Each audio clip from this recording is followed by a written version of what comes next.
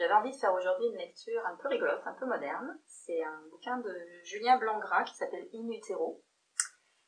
Julien Blanc-Gras, il est connu pour être un baroudeur, c'est un globe-trotter, il a fait énormément de voyages, il est souvent touchant, très humaniste, mais c'est aussi un vrai écrivain. On lui doit Touriste, on lui doit Briser la glace, on lui doit Dans le désert, qui sont des beaux bouquins, pas seulement de voyage, aussi de réflexion autour de ce que c'est que l'être humain dans le monde entier. Alors, comme c'est un globe-trotter, le Nutella, le canapé, la routine, tout ça, il peut s'en passer assez longtemps. Mais quand même, il y a un moment où, In Utero, ça aborde le sujet de la grossesse. C'est une sorte de journal de grossesse d'un père. C'est un sujet assez rare en littérature, qui raconte une histoire intime, mais universelle, avec ses joies, avec ses angoisses, avec ses interrogations. L'auteur est très pudique, il essaye d'être aussi objectif, il est aussi très flippé, lui et sa femme. Et comme il le dit, sa couvade à lui, c'est le bouquin qu'il a écrit, c'est In Utero. Ce livre-là, c'est surtout une très belle lettre d'amour à sa compagne, la femme avec un grand F, à son futur enfant évidemment, avec de très très très belles pages d'amour. Tout ça porté par une écriture piquante, touchante, drôle, pétillante, une sorte de chamallow un peu. C'est bien en ce moment. Alors j'en lis un extrait, j'ai choisi de lire le début du livre. La femme est arrivée en avance en m'annonçant qu'elle avait du retard. Elle avait fait un détour par la pharmacie pour se procurer un test de grossesse. Elle a gigoté pendant 20 minutes sur le canapé du salon en répétant qu'elle l'utiliserait à l'occasion, peut-être demain, peut-être après-demain, inutile de se précipiter. C'est courant d'avoir quelques jours de retard, ça ne veut pas dire grand-chose. Elle a tenté de changer de sujet, s'est livrée à une analyse de la situation météorologique. C'est vrai qu'il faisait frais pour un mois de juillet. Et puis elle s'est levée au milieu d'une phrase, s'est ruée vers le couloir comme si sa vie en dépendait, ce qui était le cas. Elle était en retard, elle était pressée. À 21h17, la femme a uriné sur un bâtonnet blanc. Nous avons patienté dans la salle de bain, un sang. À 21h22, le mot qui annonce une nouvelle vie est apparu sur le bâtonnet blanc.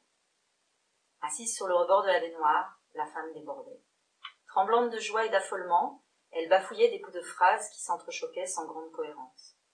J'ai pris son visage entre mes mains, j'ai embrassé ses larmes, et j'ai planté mon regard dans le sien pour la rasséréner. Tout va bien se passer. J'étais calme. Calme comme un plongeur au sommet d'une falaise, gelant mes émotions pour éviter de me liquéfier. Je tentais de contrôler ma propre tempête intérieure, un chaos d'incrédulité et d'exaltation, matinée de ce truc qu'il faut bien appeler de la terreur. Elle n'y a vu que du feu, mon numéro de sang-froid l'a apaisé. Nous nous sommes enlacés en chuchotant des mièvreries, puis nous nous sommes tus pour nous laisser porter par l'instant. Un ange est passé, comme si de rien n'était. J'ai relevé la tête et j'ai saisi notre reflet dans le miroir. Nous n'étions déjà plus tout à fait les mêmes. Ce matin, au petit déjeuner, j'ai versé de l'eau chaude dans mon yaourt en pensant que c'était mon café, et j'ai mis le Nutella dans le frigo. En 3 décennies de consommation quotidienne, je n'ai jamais mis un pot de Nutella au frigo. Tout le monde sait que c'est une hérésie. Je ne suis certes pas un foudre de guerre au réveil, mais cette lenteur matinale ne saurait tout expliquer. C'est au moment où je me suis cognée à la table basse en marmonnant « Pardon, madame » que je me suis souvenu que quelque chose me tracassait. La femme est enceinte. Les questions se bousculent dans ma tête alors que les cellules se divisent dans le ventre de la femme. La plus récurrente étant, est-ce que je ne viendrais pas de faire une énorme commande? Je pose mon café sur mon bureau et allume mon ordinateur. Il n'y a aucune raison de panique.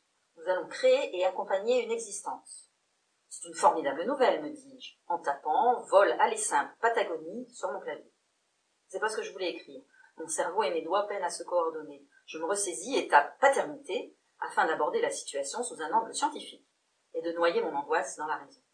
Dans les moments décisifs, il faut prendre de la hauteur. 100 milliards de personnes ont peuplé la planète depuis les origines de l'humanité. C'est une estimation à la louche, car la fiabilité des registres d'état civil du néolithique reste douteuse, mais les démographes s'accordent sur cet ordre de grandeur. Si l'on considère qu'ils se sont presque tous reproduits, une petite 50aine de milliards d'hommes sont devenus pères un jour ou l'autre. 50 milliards de bons hommes se sont retrouvés à ma place. C'est l'histoire la plus banale. La femme, pragmatique et peu portée sur la démographie, a d'autres sujets de préoccupation. Elle a pris une journée de congé pour établir avec soin le programme des semaines à venir. Il faut effectuer une prise de sang pour confirmer l'information, prendre un rendez-vous chez le gynécologue, s'inscrire à la maternité, s'inscrire dans une deuxième maternité au cas où, consulter la liste des interdits alimentaires, méfie-toi de ce pâté en croûte, femme, remplir un dossier pour les allocations familiales, se renseigner sur les modèles de poussettes, demander un formulaire de préinscription à Harvard. C'est pas une surprise. Cette grossesse n'a rien d'un accident.